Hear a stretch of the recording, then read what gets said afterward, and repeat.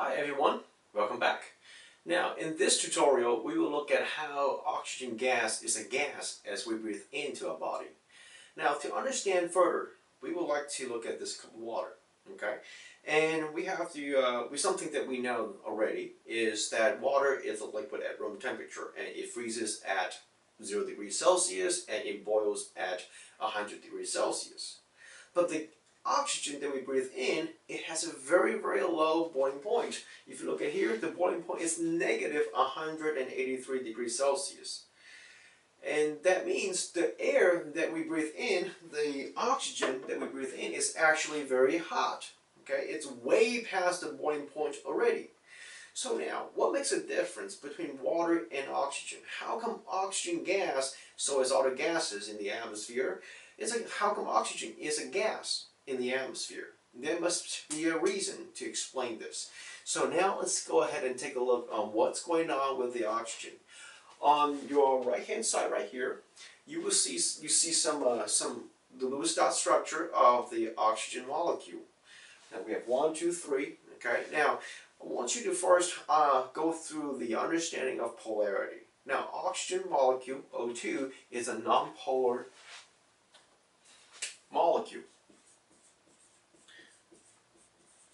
Okay, and why is it nonpolar? Because oxygen, in this molecule, we have both atoms being oxygen, and they have the same electronegativity, meaning that they have the same attraction with the other's electrons. So it's like a fight, and they are in a tie game. So they are not getting any more or any less of electrons. Okay, so we have these oxygen right here, and they will. And what we learn from kinetic molecular theory is that they travel around. So what I have here is that it's a visual. Okay, use a little bit of your imagination to imagine that they are how oxygen molecule is like. So we have the blue lines try to capture the outline the electron cloud, and the red P plus represents the protons. So what I'm trying to show you here is that these two oxygen molecules are traveling, okay, randomly, and these two molecules happen to go to each other. Okay, now. And that's one more basic understanding I want you to understand is that while electrons are negative, protons are positive. And electrons with electrons, since they're both negative, they would repel each other. If you have protons and electrons, then they would attract each other. Okay, protons and electrons, yeah, they would attract each other. So now, what would happen? Just imagine, what would happen when they get closer and closer to each other? Well, the first thing that would happen is they would start to feel the presence of the other molecule's electron cloud. Now, electron cloud is made up of electrons, and electrons are negatively charged. So what would happen first is that they would repel each other. However, this kind of repulsion is not strong enough to change the course of their traveling. So therefore, what would happen is that as they move closer and closer, this side of the electron cloud would get thinner. So now, if this side gets thinner, where does the electron go? It got pushed to the other side of the molecule. So this side gets a little bit thicker. Okay, trying to illustrate that. Okay, some time here. Get thicker right here. It gets a little bit thicker right here. Okay, so now, what's happening next? When the electron cloud here gets thinner, the protection of the protons gets weaker. Okay, the shielding effect gets weaker, and therefore it allows the protons to be more exposed to the other molecule. So now, what would happen here is that as they move close to each other, so the positive charge here would like to attract more negative electrons. Where do they find the electrons? Well, right here. Okay, and the same story happens right here to the other oxygen molecule.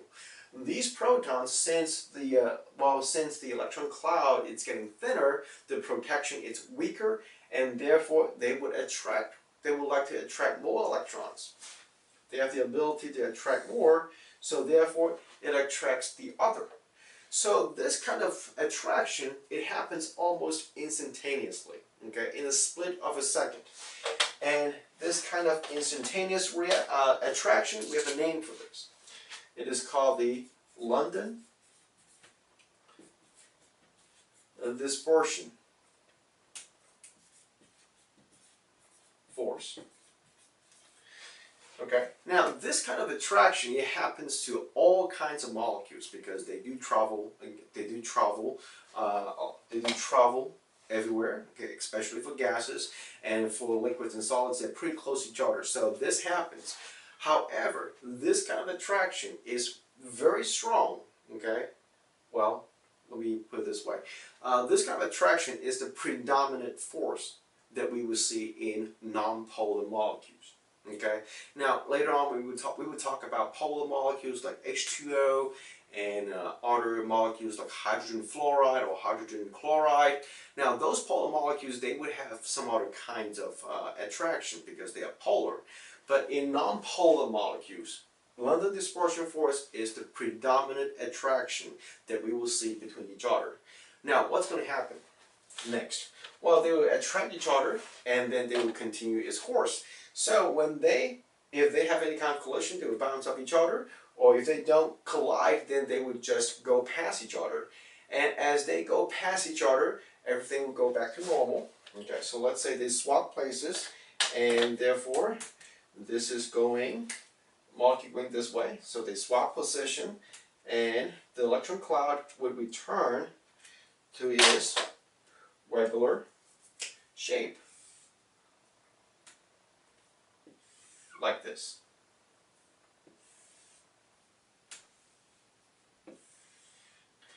Okay, so they would travel away from each other, and this kind of attraction will be gone, okay, as they move away from each other. So this kind of weak attraction is what accounts for the nonpolar molecules, okay.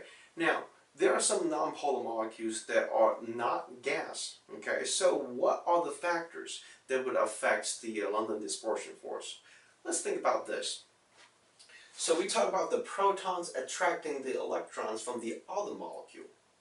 And if there are more protons, then the attraction would be stronger. So the one thing that would be very important in determining the strength of the London dispersion force is the, let me erase right here. So one major factor that would affect the strength of London dispersion force is the number of protons, okay, / electrons. Okay. Now, assuming they are neutral, then they would have the same number of protons and electrons, and this is very important in terms of describing the strength of the London dispersion force, and that actually leads to the size of molecules.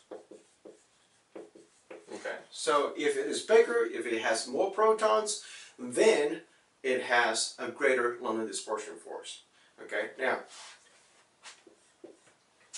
how do we determine the size or the number of protons? Well, one thing that we can do is to use the molar mass. We can always find the molar mass from the periodic table.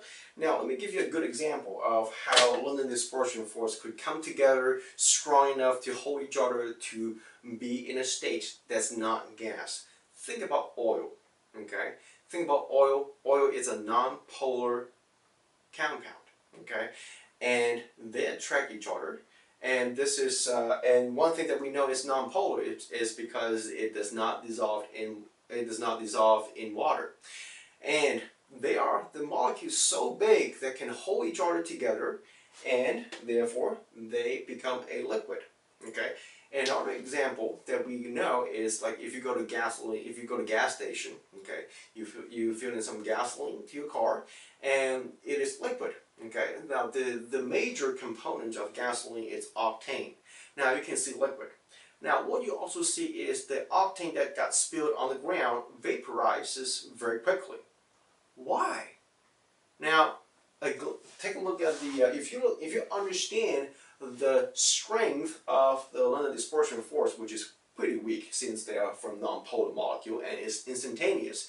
So the force holding the molecules together is very, very weak. And therefore, when octane is spilled on the floor, it vaporizes very quickly because they are able to escape from each other. Okay, they can escape and overcome the attraction between the molecules. So this is how octane has this volatile characteristic. Okay, so here I hope you understand what it is, what London dispersion force is, and how we determine, how we understand non-polar molecules like O2 being a gas and having a very, very low boiling point and freezing point.